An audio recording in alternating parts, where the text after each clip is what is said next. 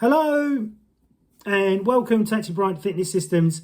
Thank you for clicking on the video, and this video is all about how to be a multiple orgasmic man and about masturbation in general for men. I know women do it as well, but they don't use their testosterone for sports performance as far as I know. So as a man, if you're a fighter, if you're a martial artist, if you're a bodybuilder, if you're a weightlifter, or you're doing something that's strenuously hard on your body, then masturbating the night before or during that day is not a great idea, because the science says that your performance will dramatically drop. But it will come back again. It's not dropping forever, but it will drop off. Not the thing, but your performance. So in the book, Multiple Orgasmic Men by Matt Menchia it's a great book.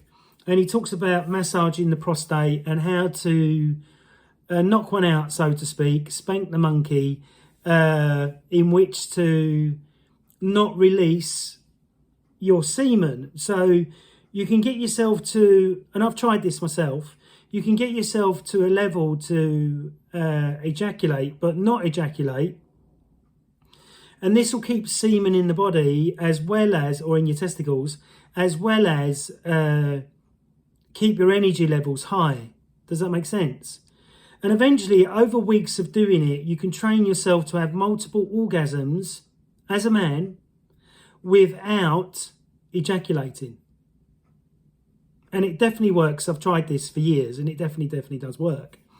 And I've experimented ejaculating before a workout and ejaculating the night before the workout, or not ejaculating at all. And what I found is that if I don't ejaculate at all, my strength levels really increase and my endurance and everything to do with the gym improves. Does that make sense?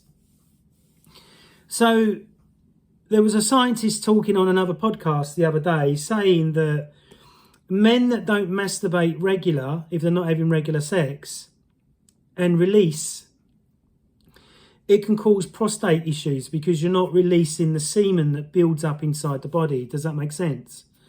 So I believe that to be true. I can't see how meditating and not masturbating for weeks on end, and only doing it, they're saying if you're in my age group of 53, you should only masturbate once a month. Now, if I only masturbated once a month, or I had sex once a month, I'd be fucking climbing the walls. Do you know what I mean? I've got higher levels of testosterone, or normal levels, because I'm quite a hairy man, I'm quite thick-set, and I'm bald-headed. And you'll find that most guys that are bald-headed and very hairy, testosterone is quite high in their system. But when you look at men that don't have a hairy chest and are bald and are not bald and got all their hair, their testosterone levels are lower, and it's harder for them to gain muscle. Isn't that quite interesting that bald men, Neanderthal men like myself with 18-inch arms, it's easier for me to gain muscle than what it is somebody that's got not a hairy chest and he's got all his hair.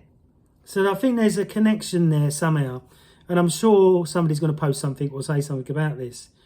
But to be a multiple orgasmic man, you need to massage your prostate, which is up your bum, which some girls have tried to do that to me when making love. I don't like anyone touching that area.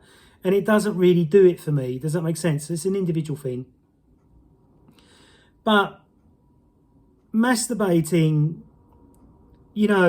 is a good way to release stress, another way to help you to sleep, another way to comfort yourself, another way to just relieve yourself and make yourself feel better and not want to go around and rape someone. Does that make sense?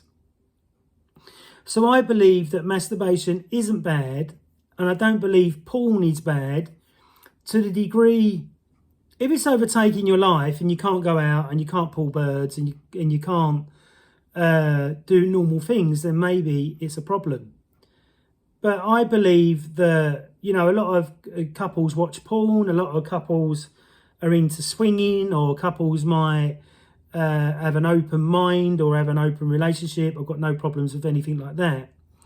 So remember that I don't believe that if you're in a partnership with a woman and you said to her, you're only going to fuck her once a month, I'm sure she'll divorce you.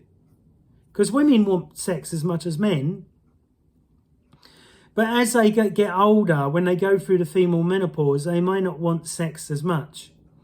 And the other thing is, if you're really big downstairs and you're banging your missus to death and not really making love properly, in my opinion, this may be painful sex for her and she may not want it as much as you would like. Does that make sense?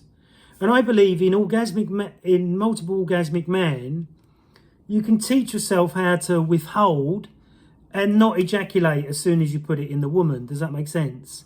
Now, I know somebody that said to me, they're only all about their own orgasm, which I think is very, very selfish. When I sleep with a woman, I want to take my time. I want to enjoy it.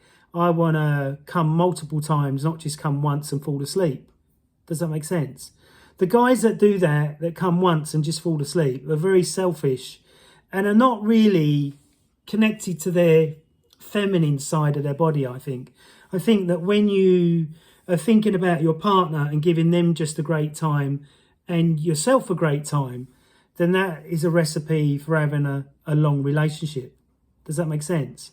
Whereas if you're just jump on and jump off, it's like as if you're really sleeping with a prostitute. Does that make sense? And you're just using her just for your own needs. But then we've got the flip side of that, is that some women like that. Some women just want to be fucked fast and hard, have their orgasm, and then she goes to sleep and you go to sleep. But then you've got the other type of woman that wants the man to make love to her and not just premature ejaculate in her, then drop off to sleep. And that's what I like about the book about Orgasmic Man, the exercises that you can try to make yourself last longer.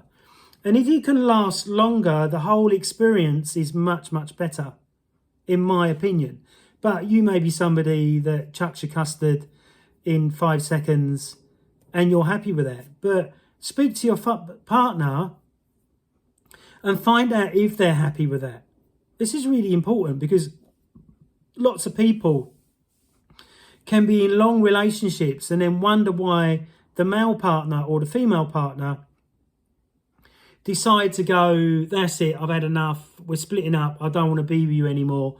And the guy might be asking the questions, well, I pay the bills, I go to work, I buy her presents, I really look after her, but you may be shit in bed. Does that make sense? And the same with a woman. If a woman don't suck a cock properly, then that's a game changer for me. If a bird can't suck my cock properly, then I can't be with that type of bird. Does that make sense? The same as if a woman wants you to go down on them and you hate going down on them and you don't make a good job of it, then that could be a game breaker for that woman. Does that make sense? So you've got to find somebody that's compatible with you, as well as being really caring and loving with your partner, than rather just jumping on and jumping off and they don't even have an orgasm, which is really terrible. So if you're a woman out there and you're not getting an orgasm, please comment down below and we'll get in touch and we'll make sure you do have an orgasm, because I'm the boss. All right, speak to you again soon. I hope you liked my video, a bit tongue-in-cheek. So I hope you don't get taken down because I'm talking about orgasms and coming. And we'll speak again soon. And here's the book, Multiple Orgasmic Men. Speak to you again soon. Bye.